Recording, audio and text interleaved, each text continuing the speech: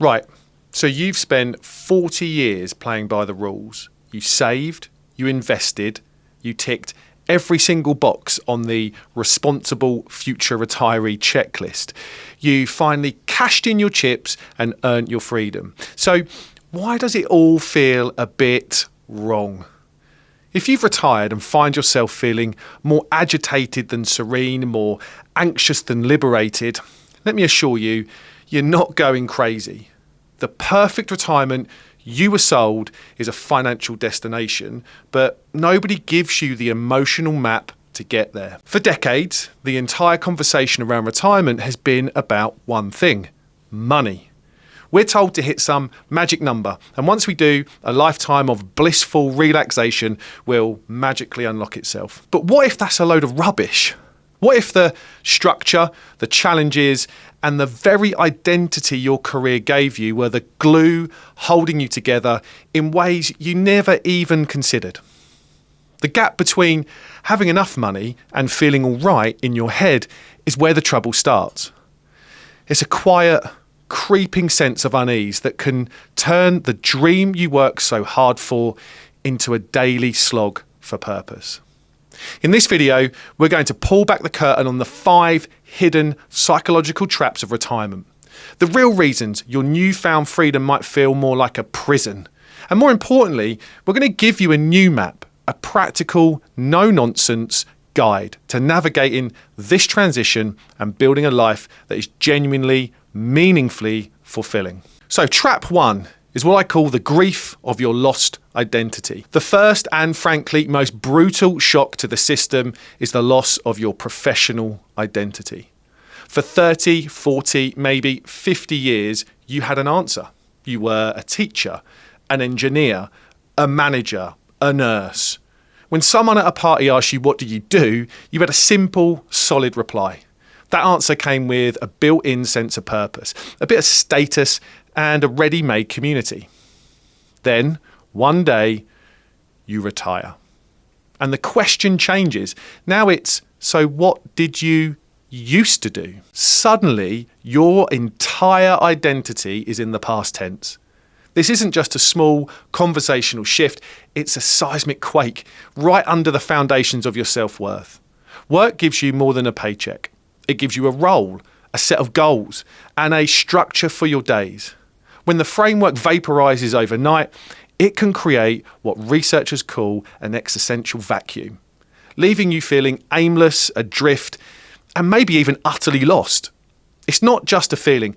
One 2021 study in the Gerontologist found that a staggering 41% of retirees felt a moderate to severe identity disruption within their first year. The feeling is so intense, it often mirrors the stages of grief, like denial, anger, sadness, and a profound sense of loss for the person you were. You might find yourself feeling irrelevant in conversations about work, feeling a pang of jealousy when former colleagues mention a new project. You might even feel a bit of a shame, as if being retired makes you less interesting. This is especially true if your social life was tangled up with your career. The daily banter, the shared battles, the inside jokes, they all vanish, and a massive source of social connections goes with it. So what is a solution to this? Well, I think you should rebuild your identity around who you are, not what you did. The trick here is to realise your job was a role you played. It wasn't the entirety of you.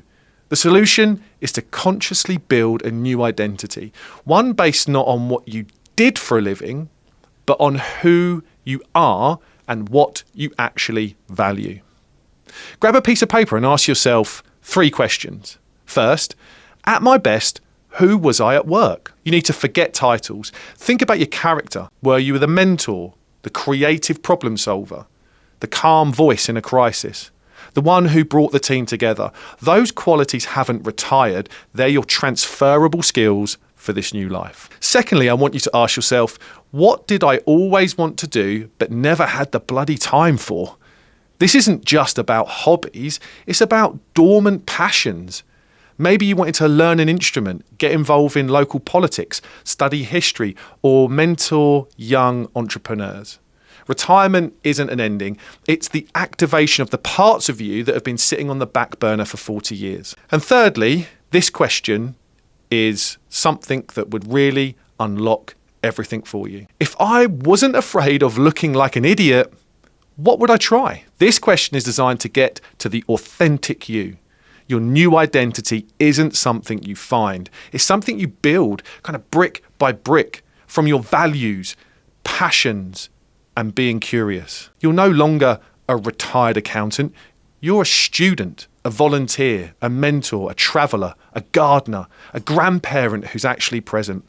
You get to decide. Trap number 2 is your brain is starving for problems. For your entire adult life, your brain has been a highly trained, professional, problem-solving machine. It was rewarded for hitting deadlines, navigating office politics, and nailing targets. Every day you went to work and fed your brain a steady diet of difficult, interesting problems. That process fires up dopamine and creates a sense of accomplishment. It gives you a reason to get out of bed. Then you retire and the problems just stop. Now, don't get me wrong, at first, it's probably a massive relief. No more spreadsheets, no more annoying clients, no more 7 a.m. meetings. But after a while, a strange thing happens. Your brain, starved of the complex problems it was built to solve, starts to magnify smaller ones into catastrophes. Suddenly, a leaky tap feels as stressful as a major project deadline. Choosing what to have for dinner becomes a source of genuine anxiety. Your spouse leaving their shoes in the hallway feels like a personal betrayal. This is a common phenomenon. Without the big P problems from your career, your brain elevates the little p problems of daily life to fill the void. It's why you can feel so agitated and stressed, even when your life is, by all objective measures, easier than ever. This leads to that nagging question at the end of the day. What did I actually do today? Work gives you tangible results, right? Reports filled, sales made, patients seen. Retirement productivity is invisible. It's about personal growth or just being present, none of which, by the way, come with a performance review. So what's the solution? Well, I think you need to find a new, meaningful problem to solve. Your brain doesn't need to be idle, it just needs a new assignment. The solution isn't to eliminate problems, it's to find new, meaningful ones to sink your teeth into. It's about shifting from making a living to making a life. It's no surprise that a T. Rowe Price study found that 57% of retirees want to continue working in some form, often for the mental stimulation it provides. This doesn't mean going back to a 9 to 5. It just means finding a purpose anchor. This could be mentorship or consulting. You have a lifetime of expertise. Share it. Volunteer to mentor someone starting in your field. Offer to consult for a non-profit. Your problem-solving skills are a massive asset. It could be a project with a tangible outcome. Build something, a garden, a family history book, a piece of furniture. The act of planning, executing, and completing a project satisfies the brain's craving for structure and accomplishment. What about volunteering for a cause? Find an organisation tackling a problem you care about. Animal welfare, adult literacy, environmental conservation, whatever it is, volunteering gives you a new set of challenges and a powerful sense of contribution. And studies repeatedly show that seniors who volunteer report higher life satisfaction and fewer symptoms of depression. And lastly, lifelong learning. Master a new skill, master a new complex skill, learn a language, get a certificate in something that fascinates you, or master a difficult piece of music. The process of learning creates new neural pathways and gives your brain the challenge it's jonesing for. The goal is to give your brain a new job description. You've retired from your career, not from being a capable, intelligent, useful person. So, trap 3 is the endless vacation myth has worn off. The most common fantasy about retirement is that it's one long blissful holiday. And for a while, it is. Researchers call this the honeymoon phase. And it's a period of pure joy and relief. You travel, you sleep in, you play golf. But what happens when the holiday ends? For a huge number of retirees, the honeymoon is followed by a crash, often called the disenchantment phase. The novelty wears off and the reality of completely unstructured time sets in. The endless freedom that once felt so liberating now feels like a formless, intimidating void. Boredom and loneliness start to creep in. The problem is that we are creatures of routine, and for decades our lives were dictated by a schedule. Wake up, commute, work, come home, sleep, repeat. That structure, even if we hated it sometimes, provided a sense of normalcy. When it's gone, a day with 16 waking hours and 0 obligations can really be surprisingly stressful. This lack of structure can also put a hell of a strain on relationships, especially with a spouse. You might have gone from seeing each other for a few hours in the evening to being together 24/7. While that can be wonderful, it's also a massive adjustment that can lead to friction as you both navigate this new reality. So what's the solution here? Well, I think you need to architect a purposeful routine. The antidote to the chaos of unstructured freedom isn't filling your time with busy work, it's building a new, purposeful routine. Freedom isn't a lack of a schedule, it's having the power to design your own. I encourage you to start with what I call anchor activities. These are pre-scheduled appointments in your week that give it a framework. Schedule your social life. Don't wait for the phone to ring, be deliberate. Set up a standing weekly lunch with a friend or a monthly game night. Proactively building a social calendar is one of the most effective ways to combat isolation. Schedule physical activity. This is non-negotiable for physical and mental health. Whether it's a daily walk or a yoga class, putting it in the calendar makes it real. It's recommended that adults over 65 get at least 150 minutes of moderate intensity activity a week. You should also schedule growth and hobbies. Block out time for that class you're taking or your volunteer shift. By scheduling these things, you're telling yourself that they are just as important as the work meetings you used to have. Your new routine doesn't need to be rigid. The beauty of it is the flexibility. But having these anchors provides a rhythm to your days and weeks, turning the intimidating white space of your calendar into a manageable and meaningful structure that you can control. By the way, if this is hitting home, take a second to subscribe. We regularly explore the financial and psychological side of building a retirement that doesn't suck, and we'd love to have you in the community. Trap 4 is the hidden pressure to be a perfect retiree. One of the great ironies of retirement is that you trade the pressure of work for a whole new set of hidden social pressures. You escape deadlines and performance reviews, only to be confronted with the unspoken expectation to be living the dream. Everywhere you look, social media, ads, chats with friends, you see images of blissful retirees on cruises or laughing with grandchildren. There's this immense pressure to be consistently happy, active, and fulfilled. This creates a new kind of stress, the stress of having to perform retirement correctly. If you have a day where you just want to sit on the sofa and read, a wave of guilt can wash over you. Shouldn't I be out there seizing the day? Am I wasting my precious free time? It's exhausting. This pressure is made worse by the very real fear of social isolation. When you leave work, you leave a built-in social network. Now, friendships require effort. It's a very real fear. A 2024 national poll found that a third of adults between the ages of 50 and 80 feel lonely. That fear can push you to overcommit to things you don't even enjoy, leading to a calendar that's just packed as your old work schedule, but far less satisfying. So what's the solution here? Well, I think you need to give yourself a break and set some boundaries. The only way to break free from this new pressure is to redefine what a successful retirement even looks like. Success is not about being busy, it's about being content. So firstly, give yourself permission to do absolutely nothing. It is perfectly fine to have days with no plans. You have spent a lifetime earning the right to rest. Think of it as a fallow period, a time for your mind and body to recover before you figure out what's next. Secondly, I want you to learn to set new boundaries. Just because you're retired doesn't mean your time is a free-for-all for everyone else. It's great to help with grandkids or family, but not at the expense of your own sanity. And it's perfectly acceptable to say, I'd love to help, but I'm not available on Tuesdays. Or I can watch the kids for the morning, but the afternoon is for me. Your time is still your most valuable asset. And finally, I want you to curate your activities based on energy, not obligation. Before saying yes to anything, ask yourself a simple question. Does the thought of this energize me, or does it drain me? Your yes should be reserved for the things that genuinely excite you. This is how you build a life that is actually your own, not one that's dictated by what you think you should be doing. And trap 5 is your money mindset is sabotaging your joy. The final trap, I think, is the most paradoxical of all.